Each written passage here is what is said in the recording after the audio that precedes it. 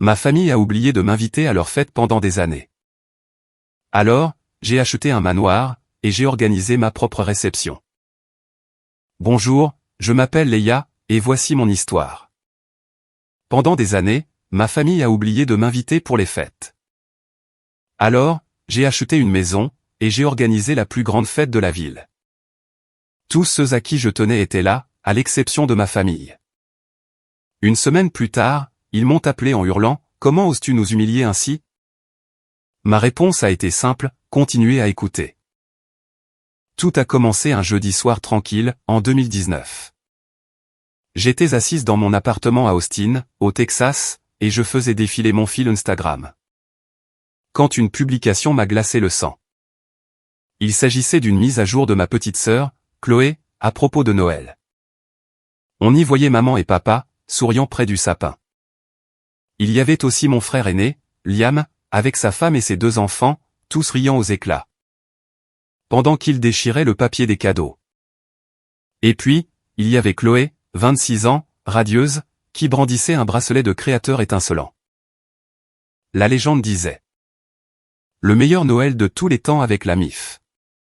Je suis tellement chanceuse d'avoir ces personnes dans ma vie. » La famille, hein. J'avais 34 ans, et, une fois de plus, je n'étais pas là. Tout comme je n'étais pas là pour Thanksgiving, 2 mois plus tôt. Et tout comme je n'avais été présente à aucune fête, au cours des 5 dernières années.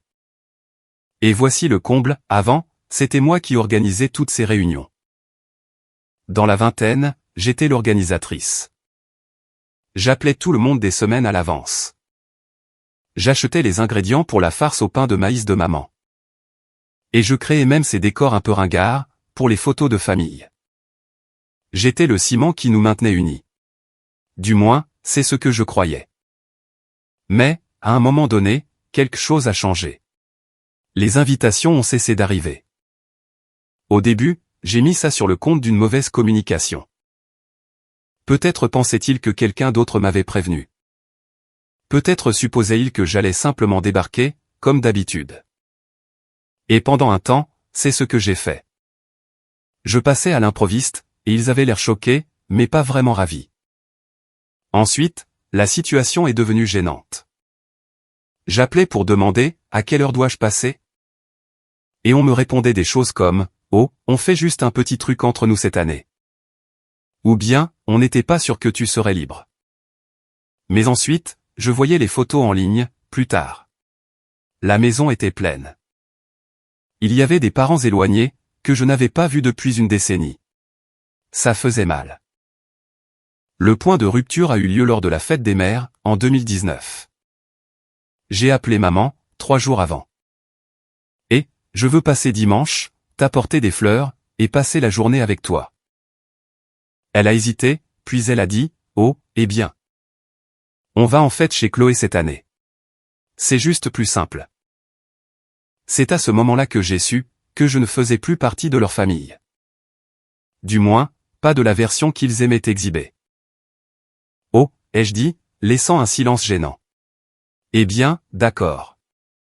Oui, passer un bon moment. Je n'étais pas vraiment enthousiaste, mais peu importe. Je me suis convaincu que ce n'était pas grave. J'ai acheté ce magnifique bouquet de roses blanches, les préférées de maman. Et j'ai conduit pendant 45 minutes, jusqu'à leur nouvelle maison, à Round Rock. C'est l'un de ces quartiers chics de banlieue, au nord d'Austin. J'avais même mis la robe bleu canard, dont elle m'avait dit un jour qu'elle m'allait à merveille. Mais, quand je suis arrivé sur place, la maison était plongée dans le noir. Et il n'y avait aucune voiture dans l'allée.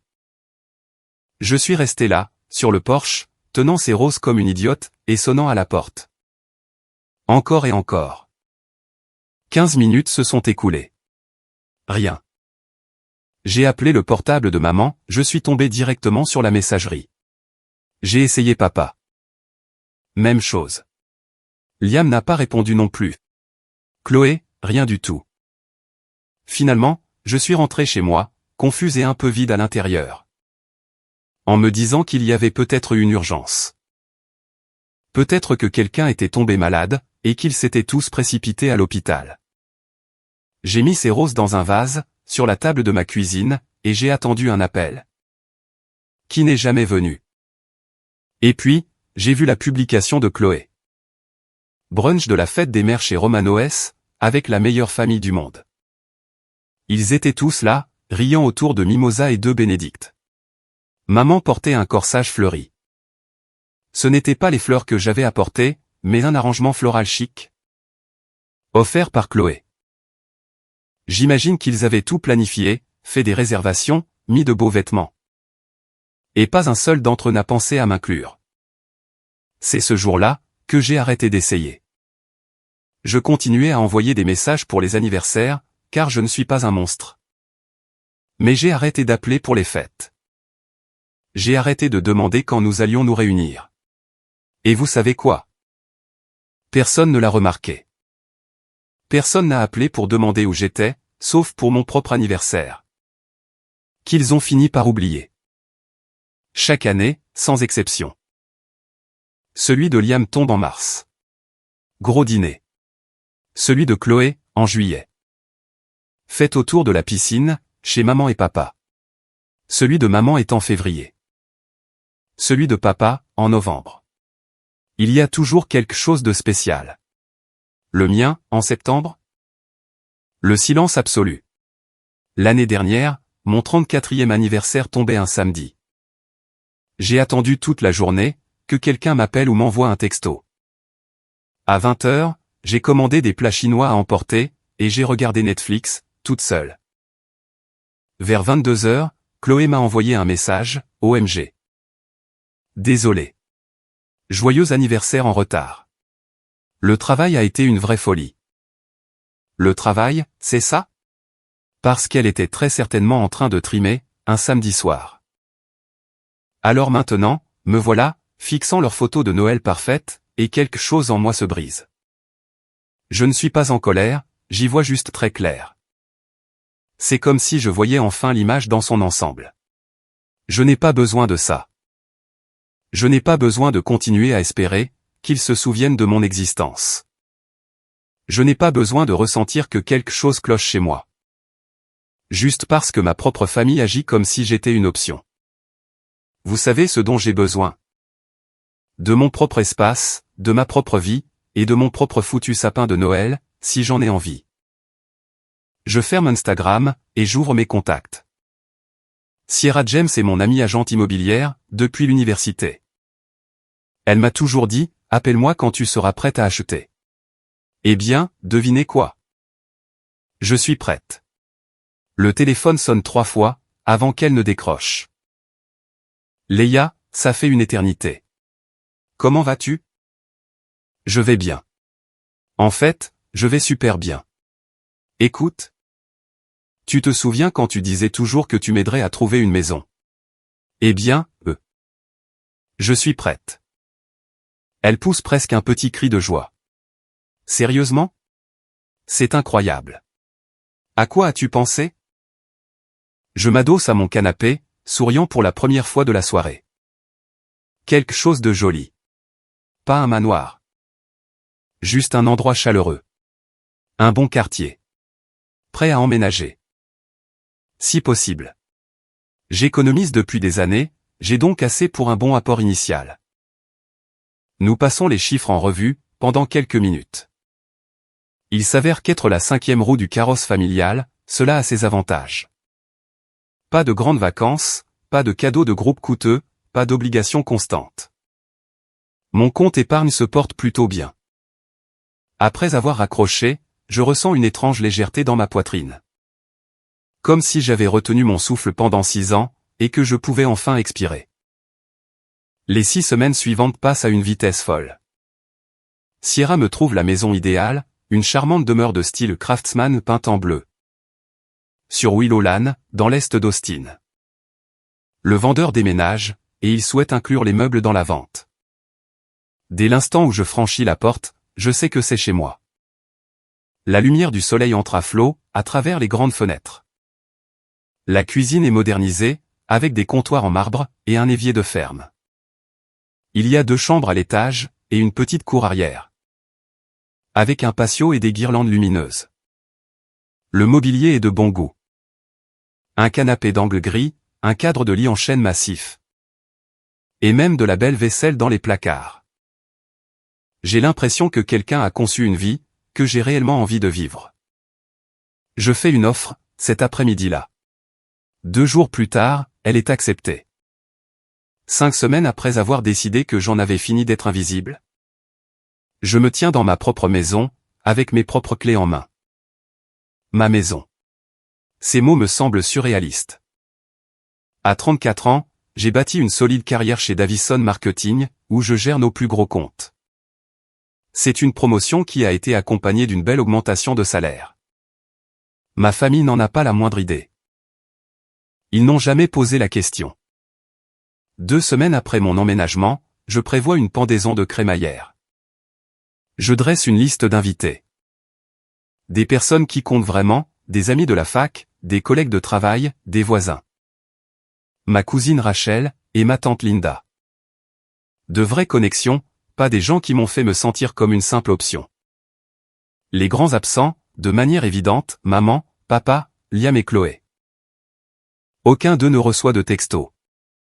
Pour la première fois de ma vie, j'organise un événement, et ils ne sont pas automatiquement inclus. Le samedi arrive, et ma petite maison bourdonne de vie. Les rires remplissent chaque pièce. L'oncle Tom débarque avec sa fameuse poitrine de bœuf. Jessica apporte du champagne. Ma voisine, Patricia, m'invite à rejoindre son club de lecture. Pour la première fois depuis des années, j'ai l'impression d'être à ma place. Tout simplement parce que j'ai choisi où je voulais être. Vers 16 heures, tante Linda me prend à part. Ma chérie, c'est une fête magnifique, dit-elle. En regardant autour de mon salon baigné de soleil. Mais où sont ta mère, ton père, Liam et Chloé? Je la regarde droit dans les yeux. Je ne les ai pas invités. Ses sourcils se lèvent de surprise. Oh, il s'est passé quelque chose? Oui, dis-je d'un ton calme. Ces 6 dernières années, ils ne m'ont pas invité à une seule fête. Alors? J'ai décidé de ne pas les inviter non plus. Le visage de tante Linda s'adoucit, puis se crispe sous le choc. Leia, tu es sérieuse? Je n'avais aucune idée qu'ils te mettaient à l'écart. Ils l'ont fait. C'est comme ça. Et d'un coup, je sais que tante Linda, la présentatrice du journal télévisé non officiel de notre famille, s'assurera que la vérité circule vite. D'ici demain, la moitié de la famille saura exactement pourquoi mes parents, ainsi que mon frère et ma sœur, n'ont pas reçu d'invitation. La fête dure jusqu'à 20 heures. Quand le dernier invité s'en va, je m'enfonce dans mon canapé, dans le silence. Je suis entouré de flûtes à champagne vides, et de l'odeur du barbecue, mais je me sens paisible. C'est dans ce petit havre de paix, que je me trouve. 3 jours plus tard, mon téléphone s'allume. Maman. Je laisse sonner. Puis papa, puis Liam, puis Chloé. Messagerie. Messagerie. Messagerie. Les textos commencent ensuite. Maman, comment oses-tu nous humilier devant tout le monde? Liam, qu'est-ce qui ne tourne pas rond chez toi? Maintenant? Toute la famille pense que nous sommes des monstres. Chloé.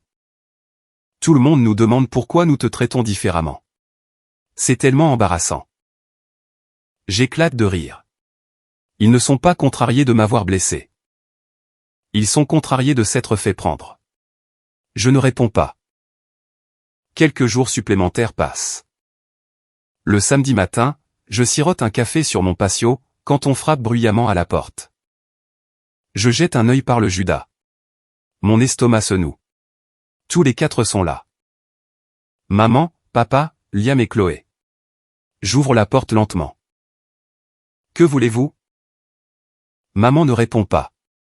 Elle entre en trombe, comme si elle était chez elle. Les autres suivent, les yeux balayant chaque recoin. Liam passe sa main sur mes comptoirs en marbre. Chloé scrute le salon, comme si elle évaluait un bien immobilier à vendre. Bel endroit, marmonne Chloé. Ça ne ressemble pas vraiment à un compliment. Maman se tourne brusquement vers moi, le visage rouge. Comment as-tu pu nous déshonorer ainsi? Leia? As-tu la moindre idée de ce que tu as fait? Linda n'arrête pas d'appeler. Tout le monde veut savoir pourquoi nous te traitons comme une étrangère. Papa intervient, la voix sévère. Tu dois les rappeler et dire que tu plaisantais. Dis-leur que nous sommes très proches. Et que tu faisais ta dramatique. Je les regarde, plus calme que jamais. Alors, répondez-moi à ceci. Pourquoi ne m'avez-vous pas invité à une seule fête de famille? Pendant 6 ans? Silence. La bouche de maman s'ouvre et se ferme comme celle d'un poisson. Papa fixe le sol. Eh bien, balbutie maman, cherchant ses mots. Si vous voulez entendre ce que je leur ai dit ensuite, et croyez-moi. Vous ne voulez pas manquer ça, assurez-vous de cliquer sur le bouton d'abonnement. Pour ne pas rater le rebondissement final. Vous ne me souhaitez même pas un joyeux anniversaire, dis-je doucement. Mes 2 parents rougissent de honte. Juste à ce moment-là, Liam et Chloé reviennent de leur visite autoguidée de la maison. Chloé se laisse tomber sur mon canapé, comme si c'était le sien. Alors, comment as-tu pu te payer cet endroit? Demande-t-elle, la voix dégoulinante de curiosité. C'est vraiment sympa. Ça a dû coûter une fortune. Je la regarde droit dans les yeux. Si ma vie t'intéressait. Tu le saurais. J'occupe un poste de cadre supérieur dans mon entreprise depuis 3 ans. Je gagne très bien ma vie. Maman bondit, comme si elle attendait l'occasion de frapper.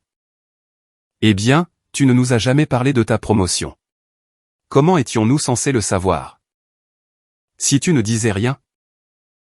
Je plante mon regard dans le sien. Quel est le nom de l'entreprise pour laquelle je travaille? Silence. Maman regarde papa. Papa jette un œil à Liam. Liam fait un sourire en coin à Chloé. Chloé examine sa manucure, comme si la question n'avait jamais été posée. Pas un seul d'entre eux ne le sait. Parce que pas un seul d'entre eux ne m'a jamais posé la question. Je me lève. Ma voix est ferme. J'ai fini de faire semblant. Je ne vais pas agir comme si nous étions une famille unie. Alors que ce n'est pas le cas.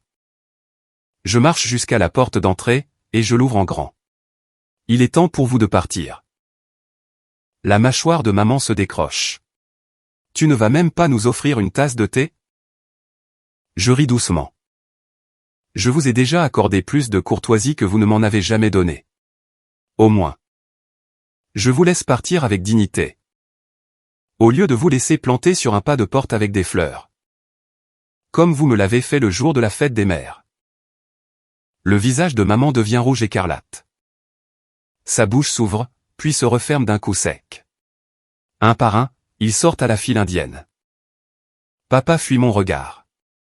Liam secoue la tête, comme si c'était moi le problème. Chloé s'arrête sur le seuil. Ce n'est pas fini, dit-elle, d'un ton glacial. Si, ça l'est. Je lui claque la porte au nez. Je m'adosse contre la porte un long moment, à les écouter se disputer dans mon allée. Avant que les portières des voitures ne claquent, et que les moteurs ne démarrent. Je m'attendais au silence après ça. Je me disais qu'ils allaient bouder, puis faire comme si de rien n'était. Ce qui m'aurait très bien convenu. Mais apparemment, ils n'avaient pas dit leur dernier mot. 3 jours plus tard, un email de papa atterrit dans ma boîte de réception. L'objet, invitation à dîner en famille. Je suis à 2 doigts de le supprimer, mais la curiosité l'emporte. Chère Leia, ta mère et moi aimerions t'inviter à dîner ce dimanche. À 18 h. Nous mangerons un rôti de bœuf avec de la purée de pommes de terre. Nous espérons que tu pourras te joindre à nous. Avec tout notre amour. Papa. C'est tellement formel, tellement étrange. Comme si j'étais une cousine éloignée, dont ils se souviennent à peine. Je supprime l'email, sans répondre. Le lendemain, Chloé m'envoie un texto. Tu veux aller faire du shopping ce week-end? Il y a des soldes chez Nordstrom. Je me suis dit qu'on pourrait traîner ensemble. Comme au bon vieux temps. Le bon vieux temps? Quel bon vieux temps? Nous ne sommes pas allés faire du shopping ensemble depuis l'université. J'ignore le texto. Ensuite, Liam essaie une approche différente. Il m'envoie par email un lot de vieilles photos. Nous, enfants, dans le jardin. Il y en a une où je lui apprends à faire du vélo, j'avais 12 ans, et il en avait 8. Sur une autre, on nous voit tous les trois en train de construire un bonhomme de neige. Lors de l'un de ces rares jours de neige au Texas. Son message dit, « Tu te souviens quand on était proches ? Ces jours-là me manquent. » Je fixe les photos pendant un long moment. Nous étions proches autrefois, avant qu'il ne décide que je n'avais plus d'importance. Je ne lui réponds pas non plus. Au cours de la semaine suivante, les tentatives continuent de pleuvoir. Maman laisse un message vocal, « As-tu besoin de quoi que ce soit, pour ta nouvelle maison ?» Papa envoie une autre invitation à dîner. Chloé appelle 2 fois. J'ignore absolument tout. Je me dis qu'ils ont peut-être enfin compris le message, jusqu'à ce que maman débarque à ma porte. Seule cette fois, est différente, plus petite d'une certaine façon. Moins en colère, plus désespérée. « Leia, s'il te plaît, est-ce qu'on peut parler ?» dit-elle doucement. Je veux m'excuser. Je sais que nous n'avons pas été bons avec toi. Et je veux arranger les choses. Ses yeux sont humides, sa voix tremble. L'espace d'une seconde, je me sens presque mal pour elle. Presque. C'est mon anniversaire dans 2 semaines, continue-t-elle. Je prévois de le fêter à la maison. Juste en famille. Pas de grande fête, pas de famille élargie. Juste nous. Je veux que tu sois là. C'est important pour moi. Juste en famille. Cette phrase me frappe comme un coup de poignard, parce que, au cours des 6 dernières années, l'expression « juste en famille » ne m'a jamais incluse. S'il te plaît, Leia. Je veux reconstruire notre relation. C'est ma chance de te montrer que tu comptes pour nous. Elle a l'air si sincère, si pleine d'espoir. Et malgré tout, elle reste ma mère. La femme qui m'a appris à tresser mes cheveux, qui m'a serré dans ses bras. Lors de mon premier chagrin d'amour. D'accord, m'entends-je dire, je viendrai. Son visage tout entier s'illumine, comme un matin de Noël. Elle s'avance, et me serre très fort contre elle. Elle sent ce même parfum, celui de mon enfance. Et, pendant un instant, j'ai de nouveau l'impression d'avoir 8 ans. Merci, ma chérie. Ça représente énormément pour moi. Quand elle s'en va, je me sens prudemment optimiste. Peut-être qu'ils ont appris quelque chose. Peut-être que le fait de m'avoir presque perdu leur a enfin fait réaliser que je ne suis pas qu'une simple option. Peut-être que nous pouvons réparer tout ça. Je passe la semaine suivante à réfléchir au cadeau que je vais apporter. Je jette finalement mon dévolu sur un magnifique foulard en soie. Trouvé dans une boutique du centre-ville. Bleu marine, avec de petites étoiles argentées. Il coûte plus cher que ce que je dépenserais normalement, mais cela me semble être le bon choix. Comme une offre de paix. J'ai presque peur de le choisir, mais je suis à moitié pleine d'espoir. 3 jours avant l'anniversaire de maman, je suis au travail. En train de finaliser une présentation pour un client, quand mon téléphone sonne. C'est tante Linda. Salut, tante Linda. Quoi de neuf? Elle a presque envie de chanter, tellement sa voix est joyeuse. Oh, ma chérie. Je suis tellement excité. Je viens de parler à ta mère. Et elle m'a annoncé la bonne nouvelle. Quelle bonne nouvelle? Vous vous êtes réconciliés. Elle m'a dit que tu venais à sa fête d'anniversaire. Je suis ravi. Que vous ayez arrangé les choses.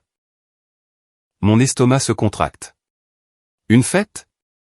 Je croyais que c'était juste un dîner en famille. Oh non, s'extasie tante Linda. Elle a invité tout le monde. Toutes les tantes, les oncles. Les cousins. Elle veut prouver à toute la famille que vous formez de nouveau un grand clan heureux. Elle a appelé tout le monde toute la semaine. Pour leur dire à quel point elle est fière, que sa fille rentre à la maison. Je raccroche sans dire au revoir. 20 minutes plus tard, je suis assise dans ma voiture, dans le parking couvert. Agrippant le volant et tremblant de colère. Ils n'ont pas changé, pas d'un iota. Il ne s'agit pas d'amour, il s'agit d'apparence. Ils ne veulent pas reconstruire notre relation. Ils veulent m'utiliser comme un accessoire. Me parader partout, pour que tout le monde arrête de chuchoter. Et de se demander pourquoi j'ai été porté disparu pendant 6 ans. Il ne s'est jamais agi de moi. Il s'agissait de sauver les apparences. Je conduis directement au centre commercial, et je rends le cadeau de maman. La vendeuse me demande, il y a un problème avec l'article? Non, dis-je, en forçant un sourire. Il est parfait. C'est juste qu'il est destiné à la mauvaise personne. Je n'appelle pas maman pour lui dire que je ne viendrai pas. Je n'envoie pas de texto, pas de mail, pas de pigeon voyageur. Si elle veut se servir de moi pour son petit spectacle. Laissons-la se demander où est passée sa vedette. Le dimanche arrive. C'est l'anniversaire de maman. À 17h, j'éteins mon téléphone, et je me prépare un merveilleux dîner. Poulet grillé, légumes rôtis, un verre de vin. Je mange sur mon patio, regardant le soleil glisser derrière la ligne d'horizon d'Austin. Je ressens bien plus de paix que de culpabilité. À 18h30, je rallume mon téléphone. 15 appels en absence, 7 messages vocaux, des dizaines de textos. Maman, à 18h05, ma chérie, où es-tu? Tout le monde est là et t'attend.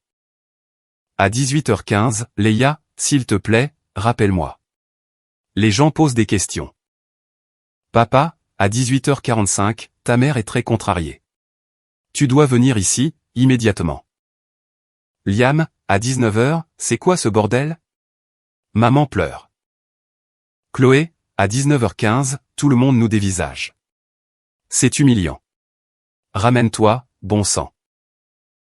À 19h30, le téléphone sonne à nouveau. Tante Linda. Je réponds, cette fois-ci. Salut, Linda. Leia. Où es-tu? Ta mère perd la tête. Tout le monde se demande où tu es. Ta mère n'arrête pas de vérifier son téléphone. Et de fixer la porte, dit tante Linda, la voix tendue. Puis, elle baisse le ton. Mets le téléphone sur haut-parleur, pour que tout le monde puisse m'entendre, dis-je. Il y a quelques bruits de froissement étouffés, puis la voix de Linda semble plus lointaine. D'accord, tu es sur haut-parleur. Tout le monde t'écoute. Je prends une grande inspiration. Bonjour à tous. Ma voix est calme, posée. Je veux juste que vous sachiez tous, que lorsque ma mère m'a invité à cette fête, elle m'a dit que ce serait uniquement la famille proche. Elle a dit que ce serait un petit dîner. Juste entre nous. Elle n'a pas mentionné qu'elle vous invitait tous. Une vague de murmures s'élève en arrière-plan. Je continue. Elle a menti, parce qu'elle voulait se servir de moi pour vous prouver à tous que nous sommes une famille heureuse, mais ce n'est pas le cas. Pendant 6 ans. Ils ne m'ont pas invité à la moindre fête. Ni à Noël, ni à Thanksgiving, ni aux anniversaires. Rien du tout. Et maintenant, ils veulent prétendre que tout va bien. Juste pour sauver les apparences. Les murmures s'intensifient. Je poursuis sur ma lancée. Je ne viendrai pas ce soir. Et je ne vais plus faire semblant. Ils ont fait leur choix. Il y a bien longtemps. Maintenant, je fais le mien. Au revoir. Je raccroche avant que quiconque ne puisse répondre. Mon téléphone se remet à sonner immédiatement. Maman, puis papa, puis Liam. Mais je l'éteins. Je me sers un autre verre de vin, et je me laisse aller dans ma chaise de jardin. Tandis que le coucher de soleil texan baigne toute la scène d'une lumière orangée. Pour la première fois depuis des années, ce silence ressemble à la paix. Cette nuit-là, je dors mieux que je ne l'ai fait depuis des mois. Quand je me réveille le lundi matin, c'est comme si quelqu'un avait coupé un poids que je traînais depuis trop longtemps. J'avance dans la lumière du jour, légère comme l'air. Vers midi, on frappe à la porte. Je jette un coup d'œil par la fenêtre, et je vois tante Linda debout devant l'entrée, tenant un plat à gratin. Je t'ai apporté le déjeuner, dit-elle, quand j'ouvre la porte. Et je voulais te raconter ce qui s'est passé après que tu aies raccroché hier soir. Je lui fais signe d'entrer. Nous nous asseyons à la table de ma cuisine. Elle pose le plat, et me lance un regard sérieux. Ma chérie, commence-elle lentement. Après ton annonce. On aurait pu entendre une mouche voler. Tout le monde a simplement fixé tes parents. Ensuite, les questions ont commencé. Quel genre de questions, demandai-je, le cœur battant à tout rompre. L'oncle Tom a demandé à ton père de but en blanc. Pourquoi tu n'étais pas là à Noël? La cousine Hélène a voulu savoir pourquoi tu avais manqué Thanksgiving. Linda secoue la tête. Ta mère a essayé d'expliquer. Mais elle n'a fait qu'empirer les choses. Elle a marmonné quelque chose sur le fait que tu étais toujours très occupé par ton travail. Puis, Liam est intervenu et a dit que tu ne leur avais jamais parlé de ta promotion. Alors Hélène a demandé dans quelle entreprise tu travaillais. Aucun d'entre eux n'a su répondre. Je me l'imagine vivement, ma famille se tortillant de malaise, pendant que tout le monde réalise à quel point ils en savent peu sur moi. Que s'est-il passé ensuite? Les gens ont commencé à partir. Tom a emballé sa salade de pommes de terre et a dit qu'il était déçu. Hélène a pris ta mère dans ses bras pour lui dire au revoir. Mais elle était froide comme la glace.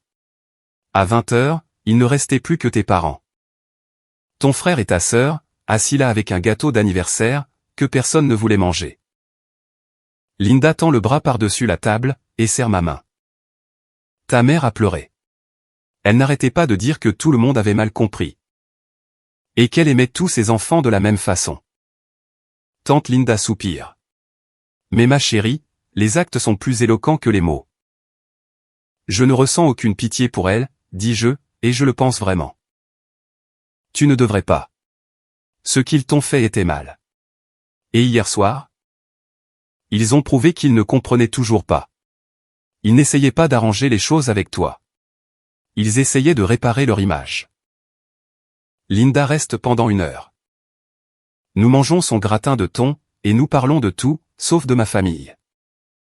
Au moment de partir, elle me serre fort dans ses bras. Je suis fier de toi, pour avoir su te défendre, murmure-t-elle. Tu mérites beaucoup mieux, que la façon dont ils t'ont traité. Au cours des semaines suivantes, ma famille essaie tout et n'importe quoi. Ils m'appellent depuis différents numéros, pensant que je ne les reconnaîtrai pas. Mais je connais leur voix. Dès l'instant où j'entends « Leia, c'est maman » ou « Et, c'est ton frère », je raccroche. Ils envoient des emails, je les supprime. Des messages vocaux, je les efface. Liam m'a même envoyé un message sur LinkedIn, ce qui est presque comique. Utiliser un réseau professionnel, pour régler un drame familial. C'est le fond du gouffre. 3 semaines après le fiasco de l'anniversaire de maman, je fais mes courses. Quand je tombe sur Madame Patterson, notre ancienne voisine qui connaît ma famille depuis 20 ans. Leia, comment vas-tu? Ma grande? J'ai entendu dire que tu avais acheté une maison. C'est tellement excitant. Je vais très bien, Madame Patterson. Vraiment très bien. C'est merveilleux. Tu sais, j'ai croisé ta mère à la banque. La semaine dernière. Elle avait l'air si triste. Elle m'a dit que vous aviez eu une sorte de malentendu. Je souris poliment. Ce n'était pas un malentendu. C'était 6 ans passés à m'exclure. Et moi finissant par décider que cela m'allait très bien. D'accord? Reprenons nos affaires. Aimeriez-vous faire un don de vos ovules aujourd'hui? Et à Mesdames et messieurs. l'INGIDCH. On est DNGNH la lituam CKCH BNQM KOB Shangang Trong BNGC. Nen-toi GI Nguyen à DCH Santing FAP NH BNYEUQ. Ses yeux s'écarquillent. Oh mon Dieu, je n'en avais aucune idée. La plupart des gens ne le savaient pas, mais je suis plus heureuse maintenant. Et c'est la vérité. Ma maison est un véritable foyer. Mon travail est florissant, et je viens de décrocher un autre gros client. J'ai même commencé à fréquenter ce garçon, Tom, de mon club de lecture, et il est vraiment super. Ma vie est remplie de personnes qui choisissent d'en faire partie. Et non de personnes qui me traitent comme un détail sans importance. Le week-end dernier, j'ai invité Sierra et son mari à dîner. Nous avons fait griller des hamburgers sur mon patio. Et nous avons joué à des jeux de société jusqu'à minuit. Personne n'a posé de questions sur ma famille. Personne ne m'a fait ressentir qu'il manquait quelque chose, car il ne manque absolument rien. J'ai tout ce dont j'ai besoin. Hier, c'était mon 34e anniversaire. J'ai pris ma journée, et je me suis offert une journée au spa. En rentrant chez moi, mon téléphone était rempli de messages de mes amis, qui s'en étaient souvenus. Jessica a envoyé des fleurs. Ma cousine Rachel m'a appelé, pour me chanter un joyeux anniversaire. Tom a débarqué avec un gâteau. Et nous l'avons mangé en regardant un film hilarant et complètement nul sur Netflix. Ma famille proche. Silence radio, exactement comme chaque année. Mais cette fois-ci, je ne suis pas resté à attendre, en espérant qu'ils s'en souviennent. Je n'ai pas vérifié mon téléphone toutes les 5 minutes. Et je n'ai pas ressenti ce coup de poignard de déception, en voyant que rien n'arrivait. Au lieu de cela, j'ai fait la fête avec des personnes qui se soucient réellement de moi. Et c'était parfait. Avant, je pensais que quelque chose n'allait pas chez moi. Que j'avais dû faire quelque chose de terrible. Pour que ma propre famille ne veuille plus m'avoir dans les parages. J'ai passé des années à décortiquer chaque souvenir, à me demander ce que j'avais dit ou fait. Pour mériter d'être ainsi effacé. J'ai essayé de réparer les choses. J'ai essayé de regagner leur bonne grâce, des appels, des textos, des offres d'aide. Et à chaque fois qu'ils me repoussaient, je me disais que si j'essayais juste un peu plus fort, ils m'aimeraient à nouveau. Mais voici la vérité. J'ai enfin compris. Le problème, ça n'a jamais été moi. Le problème, c'est qu'ils ont décidé il y a bien longtemps, que je n'en valais pas la peine. Et j'ai passé beaucoup trop d'années à accepter ce verdict. Je ne l'accepte plus. Je connais ma valeur aujourd'hui. Et elle ne se détermine pas au fait que mes parents m'invitent pour Noël. Ou qu'ils se souviennent de mon anniversaire. Ma valeur n'a pas à être débattue à une table, où je ne suis de toute façon pas la bienvenue. Je bâtis mes propres traditions. Je me crée ma propre famille, avec les personnes qui me choisissent, chaque jour qui passe. Et pour la première fois depuis des années, je suis sincèrement enthousiaste pour mon avenir. Ils peuvent garder leur petite bulle parfaite, dans laquelle je n'existe pas. Moi, je garderai ma vie imparfaite, mais honnête, dans laquelle j'existe pleinement. Et, très franchement, je pense que c'est moi qui ai fait la meilleure affaire. Si vous êtes arrivé jusqu'ici, j'aimerais avoir votre avis. Pensez-vous que j'ai fait le bon choix, en m'éloignant du cycle toxique de ma famille? Ou auriez-vous géré la situation différemment? Dites-le moi dans les commentaires. Je lirai chacun d'entre eux.